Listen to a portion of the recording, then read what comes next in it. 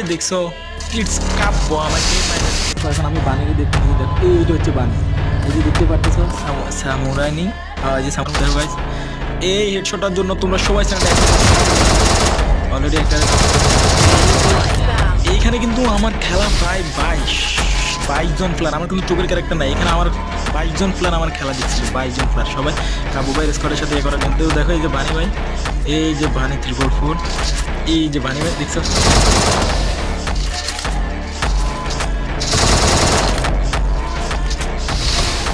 Guys, এই যে বানি আমাদের বানি প্লিজ বানি আসো আসো আসো গাইস, বানি প্যাক হয়ে গেছে। এ কি রে, এদিকে মারে গাইস, আমাদের তো গুলন নাই, এটা ডাউন হয়ে গেছে গাইস দেখছো ফিগারে।